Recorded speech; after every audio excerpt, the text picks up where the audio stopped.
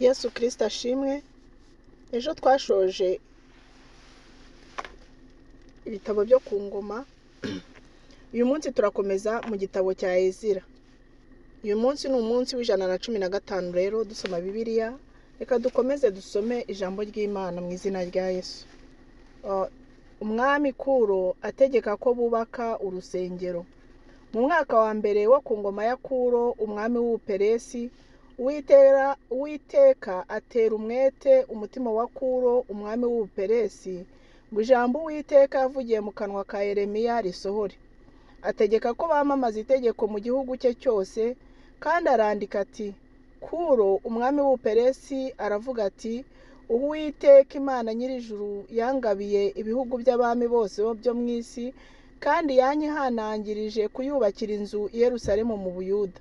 None umuntu wo mu bantu bayo wese uri muri mwe, Imana ye ibane nawe, azamuke ajye i Yerusalemu mu Bayuda, yubake inzu y'Uwiteka Imana ya Isiraheli, ariyo Mana iba i Yerusalemu.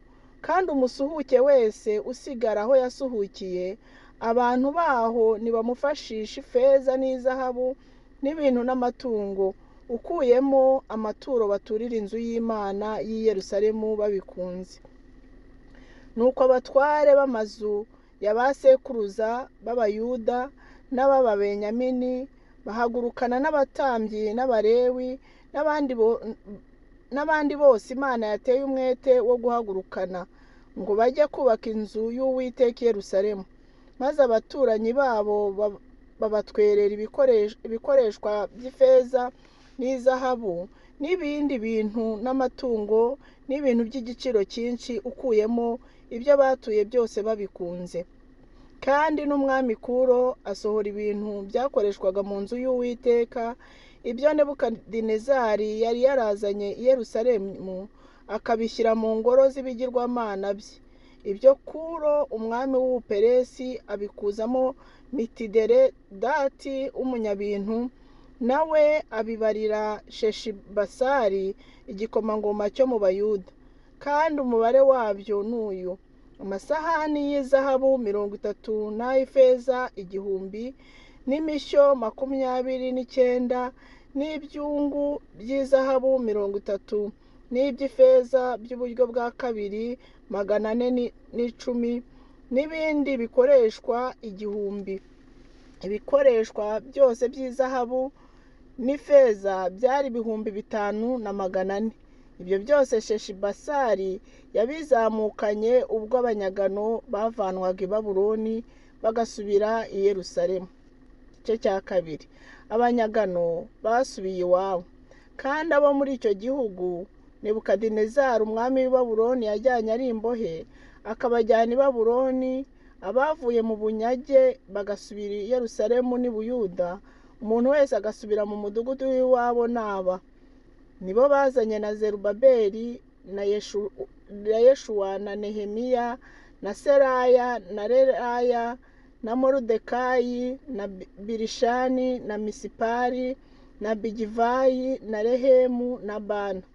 Umubare w'abagabo bo mu Bisiraheli n'uyu: abo muri bene Paroshi ni 2,172. Abo muri bene Shefatiya ni 372. Abo muri bene Ara ni 775. Abo muri bene Pahatimowabu bo muri bene Yoshuwa na Yowabu ni 2,812. Abo muri bene Ramu ni 1,254. Abo muri bene Zatu ni 945.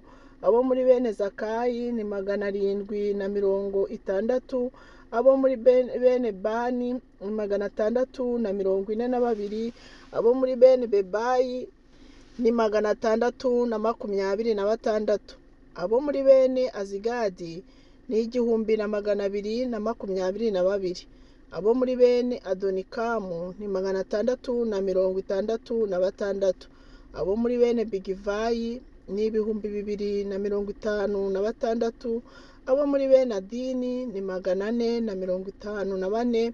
Abo muri bene Ateri ba Hezekiya ni 98, abo muri bene Besayi ni 323, abo muri bene Yora ni 112, abo muri bene Hashumu ni 223, abo muri bene Gibari ni 95, abakomoka mu mujyi wa Betelehemu ni 123, abagabo b'i Netofa ni 56, abagabo ba Natoti ni 128, abakomoka mu mujyi wa Zimaveti ni 42, abakomoka mu mujyi wa Kiriyatarimu n'uwa Kefira n'uwa Beroti ni 743, abakomoka mu mujyi wa Rama n'uwa Geba ni 621, abakomoka mu mujyi wa Mikimasi ni 122, abakomoka mu mujyi wa Beteli n'uwa Ayi ni 223,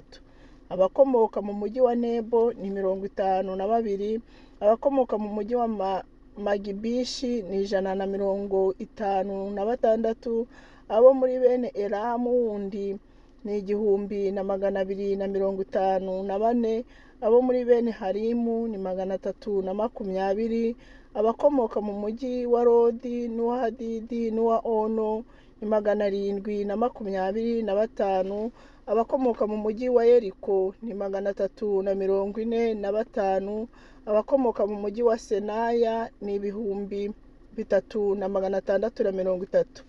Abatambyi n'Abalewi basubiyeyo. Abatambyi bene Yedaya bo mu muryango wa Yeshuwa ni 973, abo muri bene Imeri ni 1052, abo muri bene Pashuri ni 1247, abo muri bene Harimu ni 1017. Abalewi bene Yeshuwa na Kadimiyeli bo muri bene Hodaviya ni 74, abaririmbyi bene Asafu ni 128, abo mu bakumirizi bene Shalumu na bene Ateri na bene Tarimoni na bene Akubu na bene Hatita na bene Shobayi bose ni 139.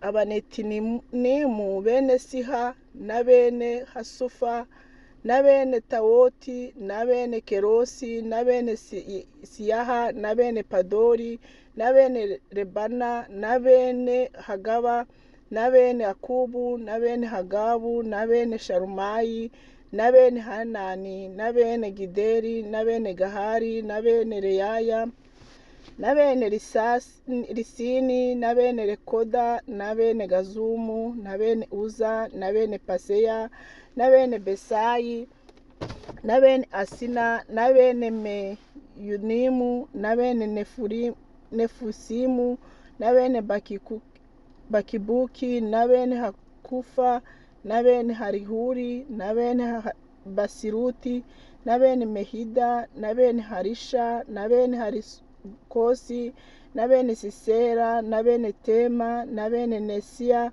na bene Hatifu. N'abuzukuruza b'abagaragu ba Salomo ni bene Sotayi na bene Sofereti na bene Peruda na bene Yara na bene Darikoni na bene Gideri na bene Shefatiya na bene Hatiri na bene Pokereti Hasebayimu na bene Ami.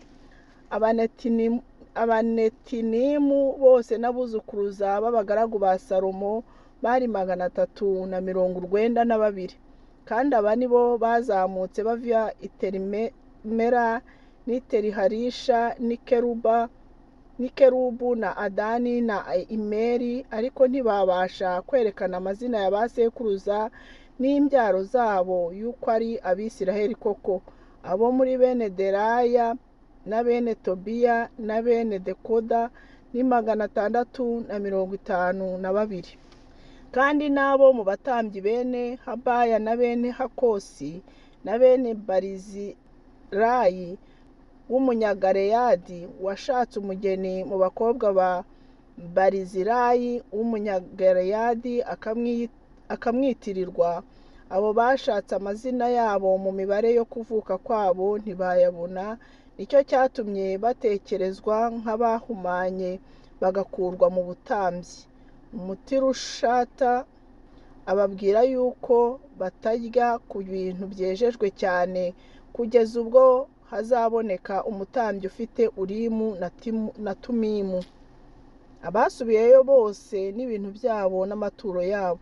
Nuko iteraniro ryose riteranye ryari inzovu 4,260, udashyizeho abagaragu babo n'abaja babo. Umubare wabo bari 7,337, kandi bari bafite abagabo n'abagore b'abaririmbyi 200. Amafarashi yabo yari 736, n'inyumbu zabo zari 245, n'ingamiya zabo nazo zari 435, n'indogobe zabo zari 6,720. Bamwe mu batware b'amazu ya ba sekuruza bageze ku nzu y'Uwiteka iri Yerusalemu, baturana umutima ukunze amaturo y'inzu y'Imana ngo bayishinge ahantu hayo. Batanga uko babashije, bashyira mu bubiko bw'ibikoresho umurimo dariki z'izahabu. Batanga uko babashije, bashyira mu bubiko bw'ibikoreshwa umurimo dariki z'izahabu 6,000, n'indatira z'ifeza 5,000, n'imyambaro 100 y'abatambyi. Nuko abatambyi n'Abalewi n'abantu bamwe n'abaririmbyi n'abakumirizi n'Abanetinimu baba mu midugudu yabo, n'Abisiraheli bose mu midugudu yabo. Igice cya 3. Bashinga icyotero cy'Imana. Nuko ukwezi kwa 7 kubonetse, ubwo Abisiraheli bari mu midugudu yabo, abantu bateranira i Yerusalemu icyarimwe. Maze Yeshuwa mwene Yosadaki ahagurukana na bene se b'abatambyi na Zerubabeli mwene Sheyalutiyeli na bene se, bakora icyotero cy'Imana ya Isiraheli cyo gutambiraho ibitambo byoswa nk'uko byanditswe mu mategeko ya Mose umuntu w'Imana. Icyotero bagitereka ku gitereko cyacyo, kuko bari bafite ubwoba batewe n'abantu bo muri ibyo bihugu. Bagitambiraho Uwiteka ibitambo byoswa bya mu gitondo n'ibya nimugoroba. Baziririza iminsi mikuru y'ingando, kandi bagira ibirori byo kuziririza iminsi mikuru y'ingando nk'uko byanditswe. Batamba ibitambo byoswa by'iminsi yose uko umubare wabyo wari uri, bakurikije itegeko ry'ibyategekewe umunsi wose. Hanyuma batamba igitambo cyoswa gitambwa ubudasiba, n'ibitambo byo mu mboneko z'amezi, n'iby'ibirori by'Uwiteka byategetswe byose byejejwe, n'iby'umuntu wese washakaga gutura Uwiteka ituro abitewe n'umutima ukunze. Ku munsi wa mbere w'ukwezi kwa 7 niho batangiriye gutambira Uwiteka ibitambo byoswa, ariko imfatiro z'urusengero zari zitarashingwa. Kandi bahemba abubatsi n'ababaji impiya ab'i Sidoni n'ab'i Tiro, babaha ibyo kurya n'ibyo kunywa n'amavuta, kugira ngo bazane ibiti by'imyerezi babikura i Lebanoni, bakabizana ku nyanja bakabigeza i Yopa, bakurikije itegeko bategetswe na Kuro umwami w'Ubuperesi, bashinga imfatiro z'urusengero. Nuko mu mwaka wa 2 uhereye aho bagereye ku nzu y'Imana i Yerusalemu, mu kwezi kwa 2 niho Zerubabeli mwene Sheyalutiyeli na Yeshuwa mwene Yosadaki batangiye gukora, bafatanyije n'abandi batambyi n'Abalewi bene wabo n'abavuye mu bunyage bakaza i Yerusalemu bose. Bategeka Abalewi bamaze imyaka 20 n'abayishagije ngo bahagarikire umurimo w'inzu y'Uwiteka. Maze Yeshuwa ahagurukana n'abahungu be na bene se, Kadimiyeli n'abahungu be bene Yuda na bene Henadadi n'abahungu babo n'Abalewi bene wabo, bajya gukoresha abakozi b'umurimo w'inzu y'Imana. Nuko ubwo abubatsi bashingaga urufatiro rw'urusengero rw'Uwiteka, bashyiraho abatambyi bambaye imyambaro yabo bafite amakondera, n'Abalewi bene Asafu bafite ibyuma bivuga, ngo basingize Uwiteka nk'uko Dawidi umwami wa Isiraheli yategetse. Bikiranya basingiza Uwiteka bamushima bati, erega Uwiteka ni mwiza, n'imbabazi agirira Abisiraheli zihoraho iteka ryose. Maze abantu bose barangurura amajwi arenga basingiza Uwiteka, kuko urufatiro rw'inzu ye rushinzwe. Ariko benshi mu batambyi n'Abalewi n'abatware b'amazu ya ba sekuruza, ab'abasaza bari babonye inzu ya mbere, babonye urufatiro rw'inzu rushinzwe imbere yabo, bararira cyane baboroga. Abandi benshi basakuza cyane bishima, bituma abantu batabasha gutandukanya ijwi ry'ibyishimo by'abantu n'ijwi ryo kurira kwabo, kuko abantu basakuzaga amajwi arenga, urusaku rukagera kure. Imana ibahe umugisha. Rero tuzakomeza ejo dukurikizaho ibindi bice byo muri iki gitabo cya Ezira. Mugire weekend nziza.